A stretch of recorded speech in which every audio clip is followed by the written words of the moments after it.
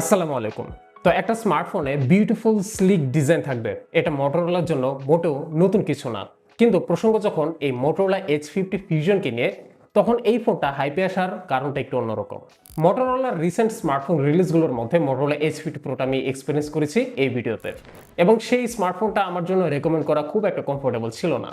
কিন্তু আমরা কথা বলছি এমন একটি স্মার্টফোনকে নিয়ে যার প্রাইস হচ্ছে 30 থেকে 35,000 টাকা, এবং এই স্মার্টফোনটা এই বাজেট সেগমেন্টে এমন একটা ডিজাইন এবং প্রিমিয়ামনেস অফার করতেছে যা আর কেউ পারতেছে না।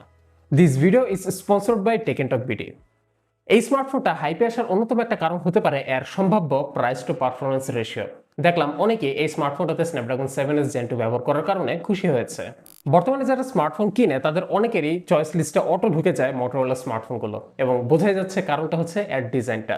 ইদানিং কোথাও গেলে অথবা আড্ডা দিতে বসলে দেখা গেছে যে বর্তমানে মোটরোলার নামটা খুব বেশি আসতেছে, কারণ আমাদের যে জেনারেশনটা এরা এখনো দেখা যাচ্ছে টুকটাক স্মার্টফোন চেঞ্জ করে ঠিকই, কিন্তু বর্তমানে যে সময়টি এসে দাঁড়িয়েছে এই টাইমটাতে আসলে আগের মতো মানুষ চাইলে স্মার্টফোন চেঞ্জ করতে পারতেছে না। এদের মধ্যে একটা কারণ হচ্ছে রুচির পরিবর্তন। দেখা যাচ্ছে আগে স্মার্টফোন খুব পছন্দ করতো, লাইক করতো, নতুন মডেলগুলো ইউজ করতো, কিন্তু এখন আর আগের মতো মনে চায় না, অথবা অর্থনৈতিক সমস্যা, যেটার কারণে অনেকেই ইচ্ছা থাকলেও স্মার্টফোন চেঞ্জ করতে পারতেছে না। সো এই যে ইউজার বেসরা আছে তাদের জন্য এই মুহূর্তে ফার্স্ট প্রায়োরিটি হচ্ছে এমন একটা স্মার্টফোন যেটা লং লাস্টিং হবে, আবার দেখতে সুন্দর হবে। আবার আরো একটা ফ্যাক্টর এখানে কাজ করে, সেটা হচ্ছে যে আমাদের জেনারেশন যারা আছেন, আপনারা ছোটবেলা থেকে কিন্তু মোটরোলার ফোন দেখে আসছি আমরা, বাটন ফোনগুলো। কিন্তু বাস্তবতা হলো যে তলে তলে টেম্পো চালাচ্ছে Chinese tech company Lenovo. Lenovo 2014 সালের দিকে মোটরোলাকে অ্যাকোয়ার করে। তো লেনোভোর কিন্তু স্মার্টফোন মার্কেটের ট্র্যাক রেকর্ড খুব একটা ভালো না। সো বোঝা যাচ্ছে যে লেনোভো এবার মোটরোলার মাধ্যমে একটা ফ্রেশ স্টার্ট দিতে যাচ্ছে, এবং তাদের ফ্রেশ স্টার্টের জার্নিতে মোটামুটি 2-2.5 বছর 3 বছরের মধ্যে তারা এমন একটা জায়গায় এসে পৌঁছেছে যে স্মার্টফোনগুলো এখন অটো চয়েস হয়ে যাচ্ছে। যাই হোক, আসল কথায় আসি। তো মোটরোলা আমার কাছে যেটা মনে হইতেছে যে তাদের এবার স্মার্টফোনগুলোতে ডিজাইনটা খুব বেশি সিরিয়াস, হুইচ ইজ ওয়াই এবার মোটরোলা H50 ফিউশনও ডিজাইনের মধ্যে পারফেকশন কিন্তু খুব সহজেই দেখা যাচ্ছে। ফোনটা খুবই হ্যান্ডি, কারণ হচ্ছে ওজনটা মাত্র 175 গ্রাম, এবং এই ফোনটাতে যে প্রিমিয়াম মেটাল বডি ইউজ করা হয়েছে, আবার পেছনের যে টেক্সচার্ড ব্যাকপার্টটা, এই সব কিছু মিলে ফোনটা প্রিমিয়াম একটা ফিল দিয়েছে। তাছাড়া ফোনটা চারদিকে আপনারা প্রয়োজনীয় সকল বাটন এবং পোর্টস পেয়ে যাবেন, শুধু পাবেন না 3.5mm অডিও জ্যাক পোর্ট।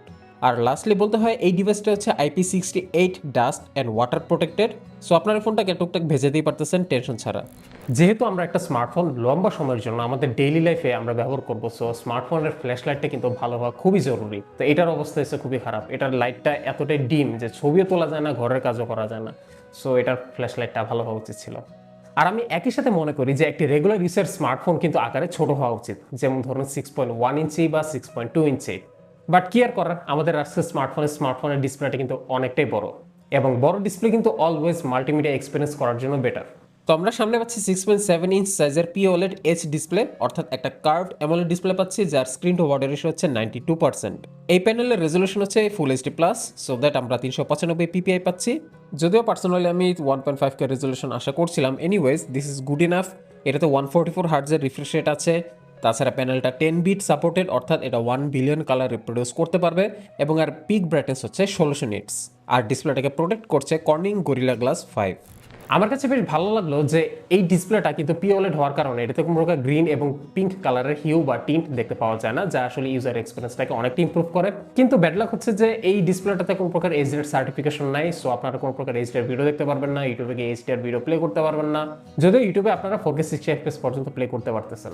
তাছাড়া মাল্টিমিডিয়া ইউসেজের জন্য অনেক বড় একটা ভূমিকা পালন করে স্পিকার, এবং এই ফোনটাতে যে স্টেরিও স্পিকারটা দেওয়া হয়েছে সেটা আমার কাছে ডিসেন্টই মনে হয়েছে।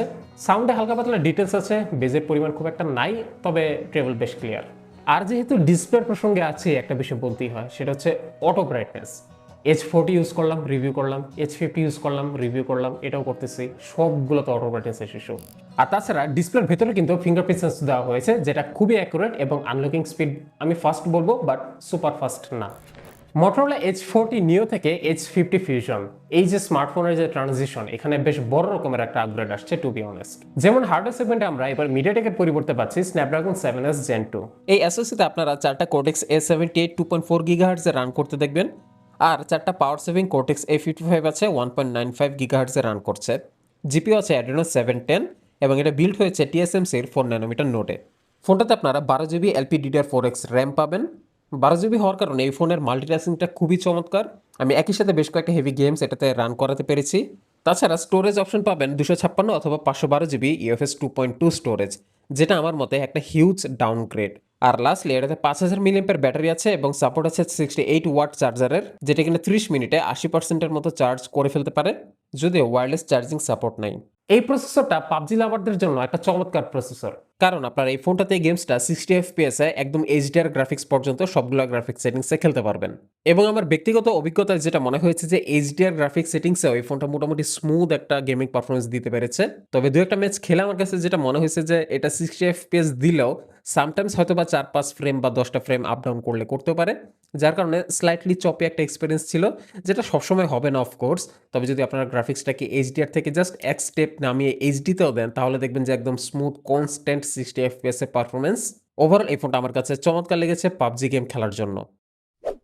এরপর যদি আমরা ওয়ার থান্ডারে চলে যাই, সেখানে আপনাদের প্রথমে গ্রাফিক্স সেটিংসটা দেখাই। আমি লো গ্রাফিক্স সেটিংসে মিডিয়াম রেজলিউশনে 60 এফপিএস এ খেলতেছি এবং এমত অবস্থায় এই ফোনটা মোটামুটি স্মুথ স্টেবল 60 এফপিএস এর একটা পারফরমেন্স দিতে পেরেছে। কিন্তু এরপরেই যখন আমি গ্রাফিক্স সেটিংসটাকে মিডিয়ামে দিলাম, তখনই দেখা গেল যে গেমসটা আর 60 এফপিএস কনস্ট্যান্ট থাকতে পারতেছে না, এফপিএস ওঠানামা করতেছে। এখানে সে ফোনের পারফরমেন্সটা একটু লিমিটেড হয়ে গেল। এরপর চলে আসি ডিজনি স্পিড স্টর্মে, এবং এই গেমসের গ্রাফিক্সটা কিন্তু বেশ সুন্দর, বেশ হেভিও, ফোনের উপর ভালো প্রেশার ফেলতে পারে। এবং এই ফোনটাতে আমি গেমসটা খেলে কনস্ট্যান্ট 60 এফপিএস এর পারফরমেন্সটা পাই নাই, প্রায় টুকটাক স্টার্টারিং হচ্ছিল, তবে মোস্টলি স্মুথ চলতেছিল। এবং এটা থেকেও বোঝা যায় যে ফোনের পারফরমেন্সের ক্যাপাবিলিটি আসলে কতটুকু। আপনারা খুব হেভি গেমস বা ট্রিপল এ টাইটেলগুলো খেলার ক্ষেত্রে অবশ্যই গ্রাফিক্স অ্যাডজাস্ট করে খেলা লাগবে এই ফোনের জন্য। গেমিং টেস্ট এবং বেঞ্চমার্ক টেস্টিংয়ের সময় আমি ফোনটাতে সর্বোচ্চ যে টেম্পারেচার পেয়েছি সেটা হচ্ছে 42°C। এটা গেমস খেলার সময় হয়েছে, বেঞ্চমার্কের সময় না। বেঞ্চমার্কে হেভি টেস্টিংয়ের সময় সর্বোচ্চ 40°C আমি দেখতে পাই। তো বুঝতেই পারতেছেন এর পারফরমেন্সের কি অবস্থা। চলুন আরেকটু প্রিসাইসলি পারফরমেন্সটাকে বোঝার জন্য এর বেঞ্চমার্ক রেজাল্টসগুলো দেখি। ফোনটাতে প্রথমেই আন্টুটুতে টেস্ট করে আমি স্কোর পাই 5,73,000+। এই স্কোরটা মোটামুটি ভালোই, কিন্তু পরবর্তীতে আমি আরও কয়েকবার অ্যান্টুটুটা টেস্ট করেছি এই ফোনে, কিন্তু তখন এটা আর ওই 5 লাখ হিট করতে পারতেছিল না। দেখা গেছিল যে 4 লাখ থেকে 5 লাখের মধ্যে একটা স্কোর দিতেছিল এবং প্রতিবারই ডিফারেন্ট স্কোর আসতেছিল। এটা আমার কাছে খুবই বিব্রতিকর লেগেছে দেখে। যদিও মাল্টিপল টাইম গিগবেঞ্চের টেস্টিং রেজাল্টে পার্থক্য খুব একটা আসে নাই। সো এভারেজে সিঙ্গেল কোর আমরা 1016 স্কোর পেয়েছি এবং মাল্টি কোরে 2740। 3D মার্ক ওয়াইল্ড লাইফে মাল্টিপল টাইম এটাতে টেস্ট করে দেখেছি পারফরমেন্সে কোনো তারতম্য হয় কিনা। এখানেও কোনো তারতম্য নাই এবং ওয়াইল্ড লাইফে 3000+ স্কোর করেছে, যা বেশ ভালো মিডিয়াম টু হাই এন্ড গেমসগুলো খেলার জন্য। এবং সেই সাথে ওয়াইল্ড লাইফ স্ট্রেস টেস্টও আমরা 99.2% স্টেবিলিটি পেয়েছি। অর্থাৎ এই ফোনটাতে আপনারা লং টাইম গেমস খেলার ক্ষেত্রে স্টেবল একটা পারফরমেন্সের আউটপুট পাবেন, ডোন্ট ওয়ারি অ্যাবাউট দ্যাট। পাশাপাশি ওয়াইল্ড লাইফ এক্সট্রিম এবং এটা স্ট্রেস টেস্টও টেস্ট করেছি, এখানেও বেশ স্টেবল এবং সন্তোষজনক রেজাল্ট এসেছে। তারপর এই ফোনটার ইন্টারনাল স্টোরেজ এবং র্যামের স্পিড টেস্ট করে যেটা দেখতে পেয়েছি যে ইন্টারনাল স্টোরেজটা ওকে মোটামুটি, তবে প্রাইস হিসেবে অনেকেই এফএস 3.0 দিচ্ছে, সেই হিসেবে আবার ওকে না, কিন্তু র্যামের স্পিডটা আবার ভালো। তাছাড়া ডোন্ট কিল মাই অ্যাপে এই ফোনটা ব্যাকগ্রাউন্ডে অ্যাপে কী পরিমাণ প্রেশার ফেলে সেটা দেখার জন্য টেস্ট করেছি এবং এটাতে 100%-এর একটা স্কোর এসেছে। অর্থাৎ এই ফোনটা আপনার ব্যাকগ্রাউন্ডের নোটিফিকেশনকে ব্লক করে দিবে না, এবং আমার ব্যক্তিগত এক্সপিরিয়েন্সও সেটা আমার মনে হয়েছে, ব্যাকগ্রাউন্ডে অ্যাপগুলো মোটামুটি সারাক্ষণই অ্যাক্টিভ থাকে। এরপর আপনাদেরকে চলুন ব্যাটারি ইউসেজটা দেখাই। এই ফোনটাতে আমি মিডিয়াম টু হেভি ইউসেজে 7 ঘন্টা স্ক্রিন অন টাইম পেয়েছি, যেটা আমার কাছে বেশ চমৎকার লেগেছে। তো এই ধরনের অ্যাক্টিভিটি যদি আপনারা কমায় দেন, অর্থাৎ নর্মাল ইউজ করলে ফোনটা খুব সহজে 10 ঘন্টার কাছাকাছি স্ক্রিন অন টাইম দিতেও পারবে। Now let's check out this camera. ফোনটার পেছনে আপনারা পাচ্ছেন 50 মেগাপিক্সেল f1.9 ওআইএস ক্যামেরা, যাতে 4K 30 এফপিএস এ রেকর্ড করা যাবে, যেখানে জাইরো ইএস কাজ করবে, নট ওআইএস। ওআইএসটা শুধুমাত্র পিকচারের জন্য, যেটা একটু পরে দেখতে পারবেন। আরও আছে 13 megapixel f2.2 ultra wide angle camera, 120 degree field of view দিবে, এটাতে আবার অটোফোকাস সাপোর্টও আছে। আর সামনের দিকে 32 মেগাপিক্সেলের একটা ক্যামেরা আছে, সেলফি ক্যামেরা, যাতে কিনা 4K 30 এফপিএস ভিডিও রেকর্ড করা যাবে। পিকচার স্যাম্পলগুলোর দিকে যদি চলে আসি, দিনের বেলায় আমার কাছে প্রথমত যেটা মনে হয়েছে যে ক্যামেরা হোয়াইট ব্যালেন্সটা বেশ অ্যাকুরেটলি রিপ্রেজেন্ট করতে পারে এবং কালার রিপ্রেজেন্টেশনটা আমার কাছে বেশ ন্যাচারাল মনে হয়েছে। একদম আল্ট্রা ওয়াইড অ্যাঙ্গেল থেকে শুরু করে 1x দেন 2x সবগুলো জুমেই আমার কাছে ওভারঅল পিকচারগুলোতে কালার কনসিস্টেন্সিটা দেখে ভালোই লেগেছে এবং ওভারঅল ডিটেলসও আমি বলবো ভালোই ধরতে পারছে। কিন্তু যখন আলো কমে আসবে, অর্থাৎ লো লাইটে, আপনারা প্রথমেই দেখতে পাবেন ডিটেলসের পরিমাণ কমে যায়। যদিও ক্যামেরা কিন্তু কালারের স্যাচুরেশনটা যথাসম্ভব ধরে রাখার ট্রাই করে, তবে এখানে সব থেকে বড়ভাবে ফল যে জিনিসটা করে সেটা হচ্ছে এর হোয়াইট ব্যালেন্স, যেটা একটু 19-20 করে ফেলে এবং কালারগুলো দেখতে একটু আনন্যাচারাল লাগে। একই সাথে আপনারা লো লাইটে কিন্তু শাটারের স্পিডটা বেড়ে যেতেও দেখবেন, যার ফলে আপনারা প্রায় সময় ব্লার ছবি উঠতে দেখবেন। আর লো লাইটে এই ক্যামেরার একটা সীমাবদ্ধতা আছে, সেটা হচ্ছে যে ডিরেক্ট লাইট সোর্সের দিকে তাক করে ছবি তুললে এটা এক্সপোজারটা ব্যালেন্স করতে খুব ভালো রকমের হিমশিম খায়, ছবিগুলো দেখতে আনন্যাচারাল লাগে। যেটা কিনা আপনি চাইলে ট্যাপ করে নিজের মতো করে এক্সপোজারটাকে যথাযথ সেট করে ছবি তুলতে পারবেন, তখন আবার কিন্তু মোটামুটি অ্যাকুরেট এবং ভালো ছবি আসে। এইটা বাদে আপনারা বেশিরভাগ ক্ষেত্রে ইনডোর লাইটিং সিচুয়েশনে, এমনকি আউটডোরও যদি যথেষ্ট লাইট থাকে, ভালো রেজাল্টই পাবেন লো লাইটে। জাস্ট কালারটা একটু চেঞ্জ হয়ে যাবে, যেটা আপনার কাছে ভালো নাও লাগতে পারে। তবে এই ধরনের লো লাইট সিচুয়েশনে আল্ট্রা অ্যাঙ্গেলের ভালো রকমের একটা ফল হয়। সো এই ক্ষেত্রে আপনাদেরকে নাইট মোড ব্যবহার করা লাগবে। যেমন আপনারা এখানে দেখতে পাচ্ছেন প্রাইমারি ক্যামেরার নাইট মোডের রেজাল্ট। নাইট মোডে কালারটা অ্যাকুরেট আসে আর হচ্ছে গ্রেইন এবং নয়েজগুলো কমে যায়। স্পেশালি এই ধরনের লাইটিং সিচুয়েশনে আল্ট্রা অ্যাঙ্গেলে আপনারা নাইট মোড ছাড়া ছবি তুলতে পারবেন না। তাছাড়া এই ক্যামেরার পোর্ট্রেট রেজাল্টগুলো আমাকে বেশ ভালো মনে হয়েছে। ব্যাকগ্রাউন্ডের ব্লারটা যথাসম্ভব রিয়েলিস্টিক রাখার ট্রাই করে এবং এইচডিআরটা অ্যাপ্লাই হয়। ওভারঅল অবজেক্ট সেপারেশন মিলে আমার কাছে পোর্ট্রেট স্যাম্পলগুলো ভালোই লেগেছে। ফ্রন্ট ক্যামেরার পোর্ট্রেট স্যাম্পলটাও ব্যাক ক্যামেরার মতোই, মানে অবজেক্ট সেপারেশনটা ঠিক আছে, তবে ব্লারটা আনরিয়েলিস্টিক লাগে। আবার দেখা গেছে যে ফ্রন্ট ক্যামেরাতেই একই সাথে একই পজিশনে দুটো ছবি তুললাম, একটাতে এইচডিআর ব্যালেন্স হলো, আরেকটাতে হইলো না। কেন এরকম হইলো আমি শিওর না। আর ফ্রন্ট ক্যামেরা আপনারা গ্রুপ করে যদি পোর্ট্রেট তুলতে চান তাহলে জাস্ট একটা ব্যক্তিকে ফোকাস করবে। তাছাড়া এমনিতে ফ্রন্ট ক্যামেরা মোটামুটি ওকে, আমার কাছে বেশি একটা ইন্টারেস্টিং মনে হয় না কিছু। ভিডিও রেকর্ডিং সেগমেন্ট আমরা সর্বোচ্চ 4K 30 FPS রেকর্ড করতে পারবো এবং এই হচ্ছে এই প্রাইমারি ক্যামেরার লেন্স ফ্লেয়ারের অবস্থা, যেটা দেখতে একটু বিদঘুটে। আর তাছাড়া এই ক্যামেরাতে আপনারা স্টেবিলাইজেশন অন করে রাখলে ভিডিও ক্রপ হয়ে যাবে, যেটা আপনারা এই মুহূর্তে স্ক্রিনে নমুনাটা দেখতে পাচ্ছেন কতটুকু ক্রপ হয়ে যায়। আর ভিডিও রেকর্ডিং চলাকালীন অবস্থায় দুইটা লেন্সে আপনারা সুইচ করতে পারবেন সাইমালটেনিয়াসলি। একটু হিকআপ হয়।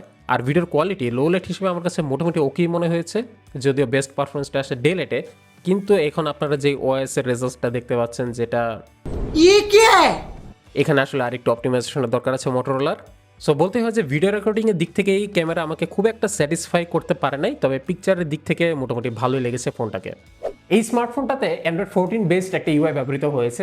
ওভারঅল ইউআইটা খুবই স্মুথ এবং স্টক অ্যান্ড্রয়েডের মতো হওয়াতে বেশ ক্লিন, কিন্তু আমার কাছে খুবই বোরিং লাগছে। স্পেশালি কাস্টমাইজেশনের জায়গাটাতে আরও অপশনস বা আরও ভেরিয়েশনস রাখার দরকার ছিল। যাই হোক, আপনার এই স্মার্টফোনটাতে 3 বছর অ্যান্ড্রয়েড ভার্সনের আপডেট পাবেন এবং 4 বছর সিকিউরিটি আপডেট পাবেন। তো কি বুঝলেন স্মার্টফোনটাকে নিয়ে? আমার কাছে যেটা মনে হয়েছে, প্রাইস হিসেবে মোটরোলার এবছর যে ফোনগুলো বেরিয়েছে তাদের মধ্যে এই একটা ফোন কিছুটা প্রাইস টু পারফরমেন্স ভ্যালু দিতে পারতেছে। অলরেডি বাজারে 35 থেকে 40,000 টাকার প্রাইস সেগমেন্টের মধ্যে স্ন্যাপড্রাগন 7+ Gen 3 স্মার্টফোনগুলো আসা শুরু হয়েছে এবং অচিরেই মোটামুটি 30 থেকে 40,000 টাকার প্রাইস সেগমেন্ট এই এসওসিটা কাঁপাবে। সো যারা আসলে পারফরমেন্স ওরিয়েন্টেড ফোন খুঁজছেন, স্পেশালি এই ফোনটা হাই ফর মূল কারণটাই হচ্ছে যে ডিজাইনের সাথে পারফরমেন্স, তারা আইদার ওয়েট করে বাজেট বাড়িয়ে ওইদিকে যেতে পারেন, অথবা আরেকটু ওয়েট করলে এই ফোনটাই আপনারা আরও সুলভ মূল্যে পেতে পারেন। অসংখ্য ধন্যবাদ টেক এন্ড টক বিটিকে আজকে রিভিউটিতে সহায়তা করার জন্য। আপনারা কিন্তু এই Motorola Edge 50 Fusion tech and talk বিটির কাছ থেকে বেস্ট প্রাইসে কিনতে পারেন। তাদের ব্যাপারে বিস্তারিত ইনফরমেশন সবকিছু দেওয়া থাকবে ডেসক্রিপশন বক্সে। Go check them out.